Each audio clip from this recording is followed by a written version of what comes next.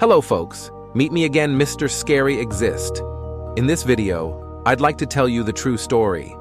Don't you know that I can see them, but they can't see me? Only 1 out of 1,000 people had the experience to get in touch with me. Here is the story. The train rumbled along the tracks, its rhythmic clatter punctuating the tense silence inside the cabin. The passengers, once lost in their own thoughts, now exchanged wary glances as the minutes stretched into an agonizing eternity. Amidst the uneasy atmosphere, a soft murmur of conversation arose.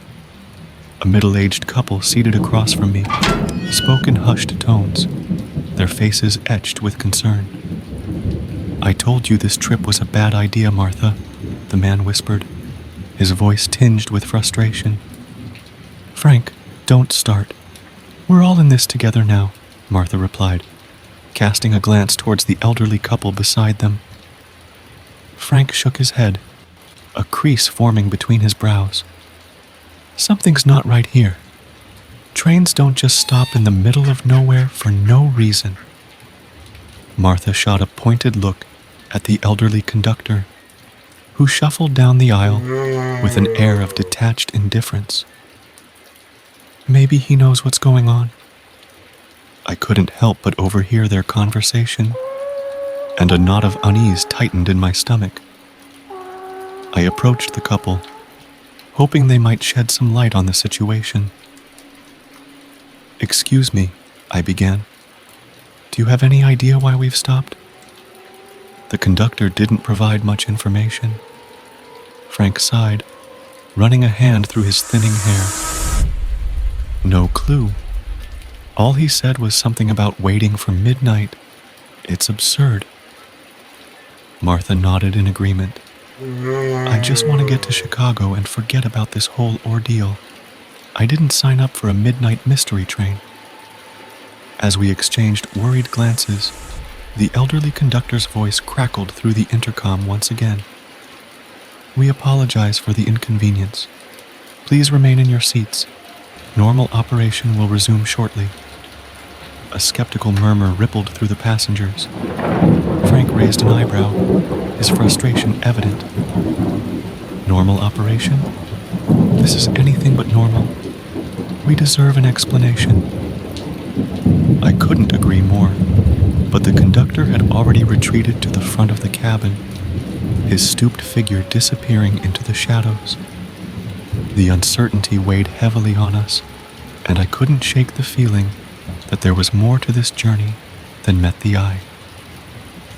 Minutes passed, each one stretching into an eternity, until the train shuddered to a halt. The lights flickered before plunging the cabin into darkness. Panic swept through the passengers like a wildfire, and the air became charged with the collective fear of the unknown.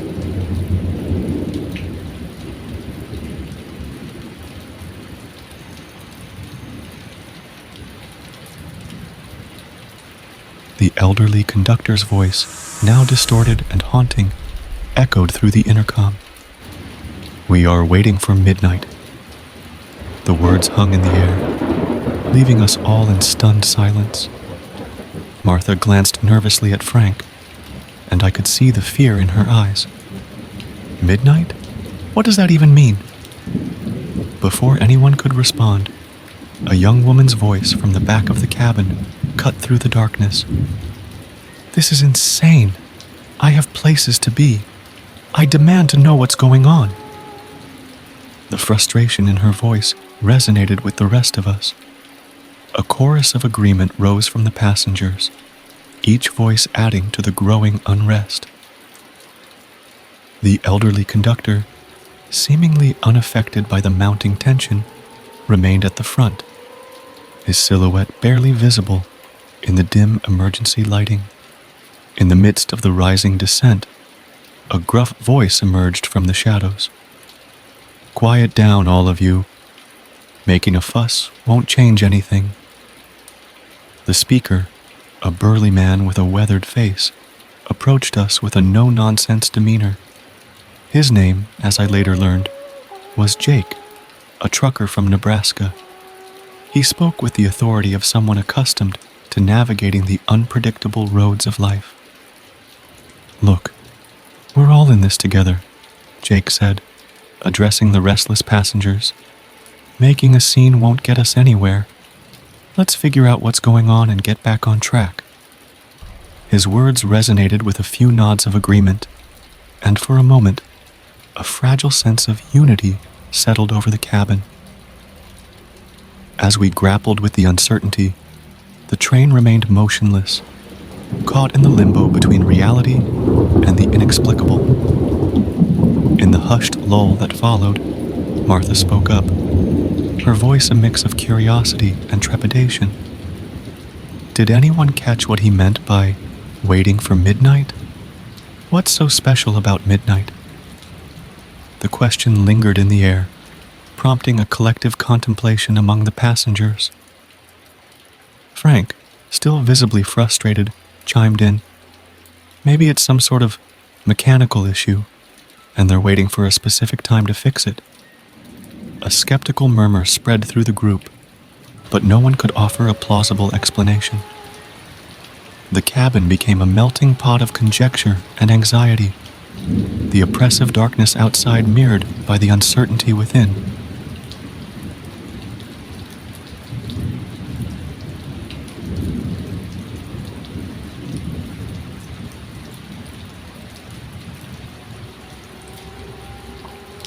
As the minutes ticked away, the tension in the cabin reached its zenith.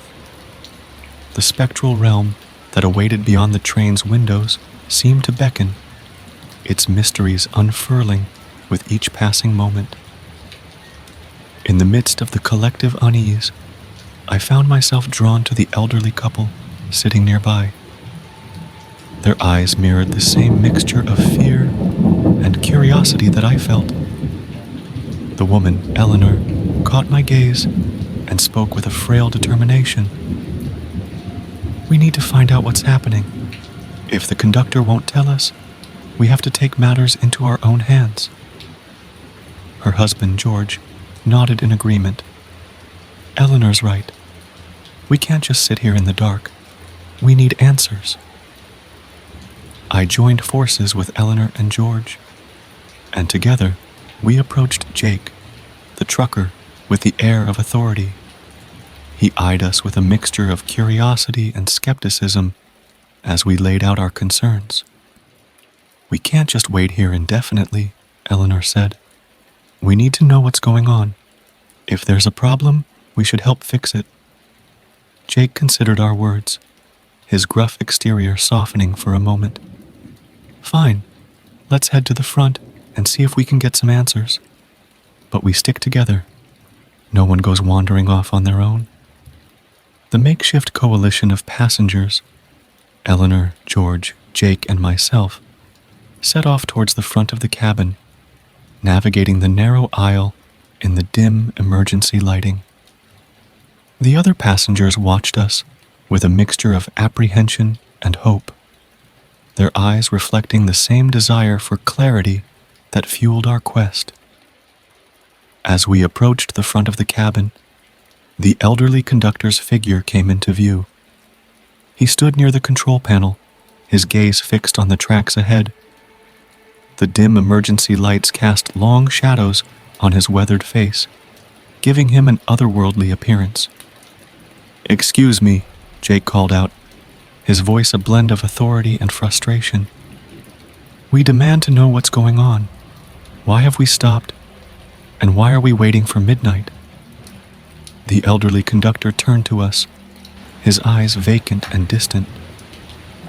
"Midnight is the threshold," he mumbled cryptically. "The choices made in its embrace shape the destiny of the living and the dead."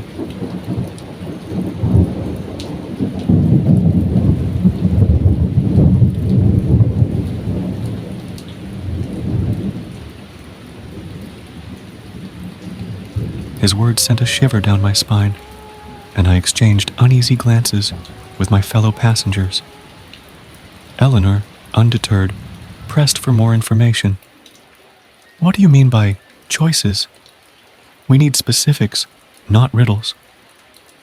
The conductor's gaze shifted, and for a moment, a spark of awareness flickered in his eyes. Choices are the currency of the spectral realm, he explained. The space between realms opens at midnight, and those aboard this train are tethered to its passage. The revelation hung in the air, leaving us all grappling with the implications of his words. Before anyone could respond, the intercom crackled to life once again, the elderly conductor's voice now a distorted echo. Midnight approaches. Choose wisely, for the choices you make in this ephemeral realm will shape the course of your existence. With those ominous words, the train station transformed before our eyes. The grandeur of the spectral realm enveloped us, its marble columns and intricate murals replacing the mundane reality of the train cabin. The clock at the center of the station ticked ominously, its hands inching closer to the midnight hour. The air became charged with an otherworldly energy, and the whispers of unseen entities filled the space. As the clock struck 12, a bone-chilling wind swept through the station, extinguishing the feeble lights one by one. The darkness that followed was absolute, swallowing everything in its path. Panic seized the passengers, their desperate cries echoing through the vast emptiness. In the oppressive blackness, the voice of the spectral realm resonated once more, its words echoing with an unearthly authority. You have trespassed into the space between realms. Midnight is the threshold, and the choices made in its embrace shape the destiny of the living and the dead. The passengers, now caught in the grip of an otherworldly force, struggled to make sense of the surreal events unfolding around them. Eleanor, George, Jake, and I stood at the forefront, our fates entwined with the enigmatic choices that awaited us in the spectral realm.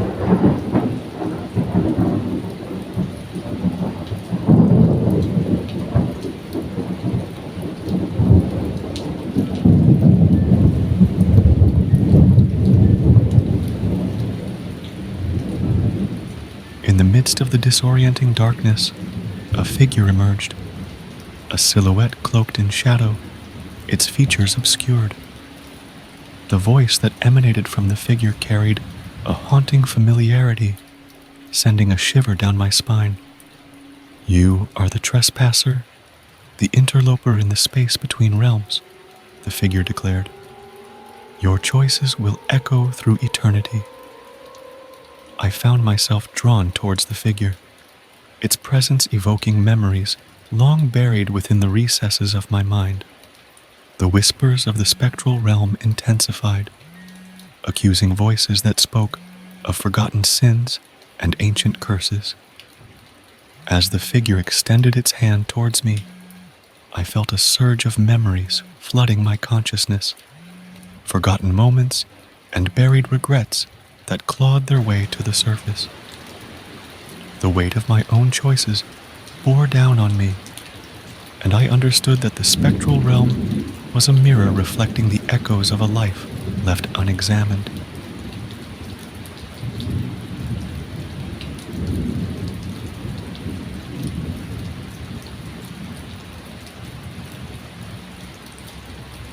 A montage of faces and places flashed before my eyes. Loved ones lost, friendships betrayed, and opportunities squandered. The air was thick with the heaviness of unresolved anguish, and I stood at the crossroads of destiny. In the silence that followed, a single word echoed in the depths of my consciousness, a word that held the key to my salvation. With newfound resolve, I uttered the word aloud, a declaration that severed the shackles of my past and illuminated the path forward. The darkness receded, and the grandeur of the train station re-emerged from the shadows. The oppressive atmosphere lifted, replaced by a serene stillness. The apparitions that had haunted the spectral realm dissipated like morning mist, leaving behind a sense of profound catharsis. The passengers, now back on the train, exchanged bewildered glances. The clock on the wall displayed a time that defied the surreal events we had experienced. The train station, once desolate and foreboding, now exuded an air of normalcy. The journey had come full circle, and I emerged from the nightmarish odyssey with a newfound understanding of the choices that shape our destinies. The small town of Oak Ridge awaited me, its familiar streets bathed in the soft glow of streetlights.